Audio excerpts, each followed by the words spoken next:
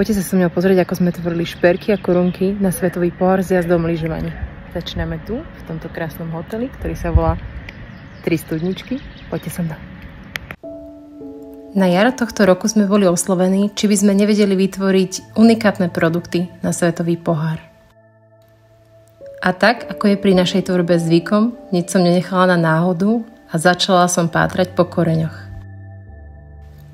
A keďže sa sveťák, ako ho nazývajú, koná na Liptove, nemohla som sa inšpirovať ničím iným, len liptovským vzorom. Už samotná príroda na Liptove je nádherná. Pokojne by mi iba ona stačila na inšpiráciu. Ale keďže sú kroje mojou srdcovkou, začala som pátrať po liptovských krojoch. Ako prvú som navštívila liptovskú osadu. Na stenách visia krásne dobové fotky.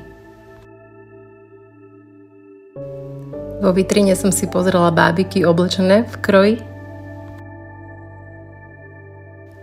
a nevedela som sa dočkať, kedy uvidím naživo kroj z liptovskej osady. Tu vidíte pánsky kroj. Na fotkách súboru konzultujem všetky detaily, aby som vedela rozpoznať aj tie najmenšie odlišnosti. Máš vždy čierny spodok nadol a červený je nahor. Pretože tak ako to pri dedinkách, ktoré sú blízko pri sebe býva, tieto malé detaily robia odlišnosti jednotlivých dedín. A zelený pás bol do smútku. Vždy, keď chodím takto do terénu, všetko si fotím, na všetko sa pýtam a všetko si zaznamenávam. Vždy ma zaujíma, či sa obyvatelia venujú folklóru, či sú tu aktívne folklórne súbory. V rámci mojej cesty za inšpiráciou navštevujem aj Liptovskú Lúžnu a Liptovské Revúce. Tu ma privítala takáto krásna bábika a jej starka. Dobrý deň prajem. Taká vás víta Revúčanka, viete, taká stará, vyše 90 ročná. Krásna. Ďakujem, že sme mohli prísť. Ďakujem. Toto srdečné zvítanie bolo predzvesťou, že tu nájdem naozaj skutočné poklady. A veru, že som našla truhlice plné krojov a babičku, ktorá si pamätá na úplne všetko. No a vidíš aj táto pani, ako sa pekne oblečená. Ja mám takéto šaty. No to je ako kroj, áno. Ty máš krajšie. Keby som ja mala takéto. Ako sa volá toto, vieš? Šata, povedz. Je to šata? Aha, super. A povedz, čo máš na hlave? Čo to máš? Čo to je? Kapka. Táto rozprávková babička mi ukazuje svoje poklady a vysvetľuje rozdiel v kroji liptovských revúc a ostatných osad. Sú také viac farebné. V osade alebo v Lúžne tam išli také kvety veľké. Áno, tam boli také rúže veľké, také tieňované. A u nás sú väčšinou tieto srdiečka. Dobre.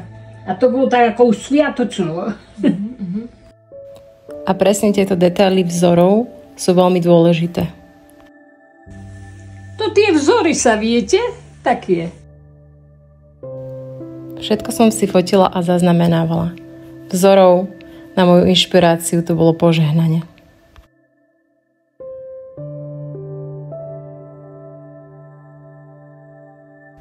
Dôležitá je aj pre mňa farebnosť pôvodného kroja a aj kompozície, akým spôsobom boli robené výšivky alebo modrotlače na danom kroji.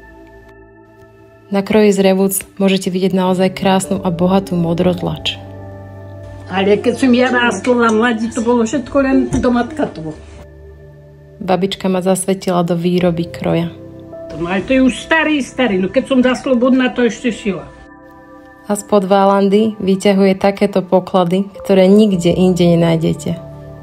Sú to staré pôvodné atramentové vzory, na základe ktorých sa robili výšivky. Niektoré majú aj vyše 100 rokov. Ja som chodila teraz, viete, po týchto folklóroch. Ja neviem. Ja som z toho žila. Keď mi aj nebolo dobre, ale ja som sa vedela za... No. Stávaj, dievča, hore, hej, si sa naspalo, poď podojiť kravy, hej, ktoré si dohnalo. Hej, ktoré si dohnalo, keď ste vy chceli mať kravičku rohatú. Mali ste si vybrať, nevestu bohatú. Tento nádherný spev prerušujem našimi dizajnami kde môžete vidieť, ako sme sa inšpirovali krojmi z Liptova. A tu už môžete vidieť plody našej inšpirácie. Korunku pre svetový pohár v zjazdovom lyžovaní žien, ktorý sa bude konať v Jasnej. Som presvedčená o tom, že táto koruna reprezentuje krásu nášho folklóru, našich krojov a nášho nádherného Slovenska.